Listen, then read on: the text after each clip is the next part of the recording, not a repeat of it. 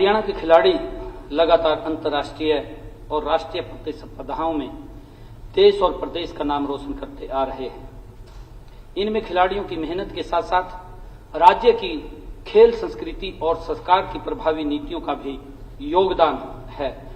हरियाणा खेल अवसंरचना को और अधिक सशक्त बनाने, उभरते खिलाड़ियों को बेहतर संसाधन उपलब्ध कराने और राज्य को एक वैश्विक खेल शक्ति के रूप में स्थापित करने के संकल्प की सिद्धि हेतु वित्त वर्ष 2025-26 के लिए कुछ नए प्रस्तावों को मैं यहां बताना चाहूंगा।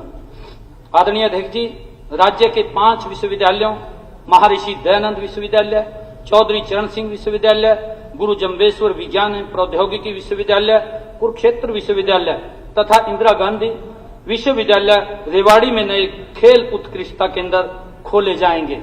वर्ष 2036 में होने वाले ओलंपिक खेलों में हरियाणा के खिलाड़ियों के कम से कम 36 मेडल लाने के लक्ष्य से मिशन ओलंपिक 2036 विजयी भव योजना का आरंभ किया जाएगा, जिसके लिए 20 करोड़ रुपए का प्रावधान किया जाएगा। आदरणीय अध्यक्ष जी, खिलाड़ियों को किसी भी आपातकालीन स्थिति में आर्थिक कठिनाई का सामना न करना पड़े और वे बिना किसी अनिश्चितता के भय से मुक्त होकर पूर्णतः अपना ध्यान अपने खेल पर केंद्रित कर सकें। इस उद्देश्य से मैं वित्त वर्ष 2025-26 में खिलाड़ी बीमा योजना लाने का प्रस्ताव रखता हूं। इसके तहत राष्ट्रीय स्तर पर पदक विजेता व अंतर्राष्ट्रीय स्तर पर प्रतिस्पर्धाओं में भाग लेने वाले खिलाड़ियों को 20 लाख रुपए तक का मेडिकल कवरेज दिया जाएगा, जिसका प्रीमियम सरकार के द्वारा भरा जाएगा। आदरणीय अध्यक्ष जी, अखाड़ों को बेहतर बनाने, प्रतिस्पर्धा बढ़ाने और उच्च गुणवत्ता बनाए रखने के लिए प्रेरित और प्रोत्साहित करने के लिए राज्य सरकार पर प्रति वर्ष 3 सर्वश्रेष्ठ अखाड़ों को 50 लाख, 30 लाख और 20 लाख रुपए का इनाम भी दिया जाएगा। इसके लिए अतिरिक्त जिला स्तर पर 3 सर्वश्रेष्ठ अखाड़ों को 15 लाख, 10 लाख और 5 लाख रुपए का इनाम दिया जाएगा। आदरणीय अध्यक्ष जी, राज्य के खेल परिसरों के बेहतर परिचालन व रख रखाव के लिए पायलट आधार पर 2 खेल परिसरों को पीपी मोड पर चलाने के लिए दिया जाएगा। अगर इन प्रयोग के नतीजे अच्छे आते हैं तो कुछ अन्य परिसरों को भी इसी नीति के चलाने हेतु चिन्हित किया जाएगा। आदरणीय अध्यक्ष जी, राज्य में युवाओं को नशे से दूर रखने के लिए इस सरकार द्वारा हरियाणा उपकरण प्रावधान योजना 2023-24 में शुरू की गई थी, जिसमें 8 खेलों वॉलीबॉल, फुटबॉल, बास्केटबॉल, हैंडबॉल, मुक्केबाजी, कुश्ती, जूडो व क्रिकेट के उपकरण नगर निकायों और पंचायतों के माध्यम से आवंटित किए जाने का प्रावधान है। अब सरकार ने निर्णय लिया है कि खेलों के प्रति रुझान बढ़ाने के लिए हरियाणा उपकरण प्रावधान योजना में भारोत्तोलन और योग को भी शामिल किया जाएगा। प्रदेश में खेल नर्सरियों की संख्या 1500 से बढ़ाकर 2000 की जाएगी।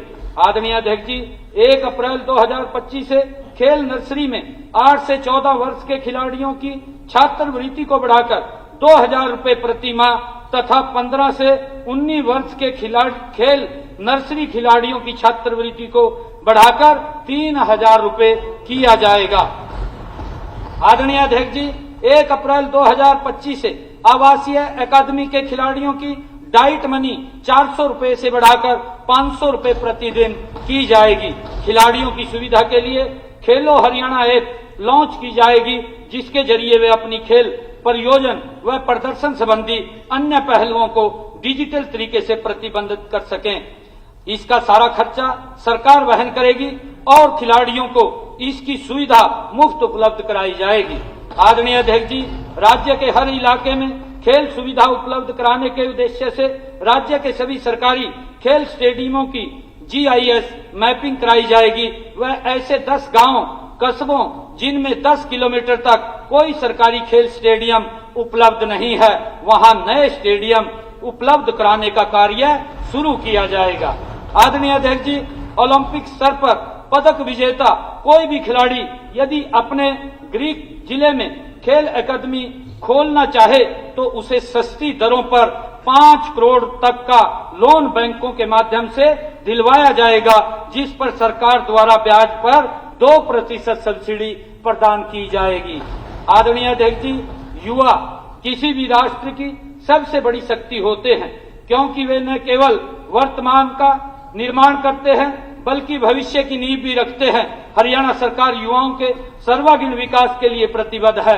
युवा सशक्तिकरण केवल एक नीति नहीं बल्कि एक संकल्प है, जिसके तहत उन्हें बेहतर अवसर, संसाधन और मार्गदर्शन प्रदान किया जा रहा है, ताकि वे आत्मनिर्भर युवाओं के भविष्य को ध्यान में रखते हुए वर्ष 2025-26 के बजट के कुछ नए प्रस्ताव इस प्रकार हैं। आदरणीय अध्यक्ष जी, राज्य व जिला स्तर पर अत्याधुनिक अवसंरचना वाले कौशल केंद्र बनाए जाएंगे, जिनमें अंतर्राष्ट्रीय स्तर के मान्यता प्राप्त प्रमाणन कार्यक्रम की कौशल संबंधित प्रशिक्षण, छात्रावास और विदेशी भाषा सीखने की सुविधा दी जाएगी।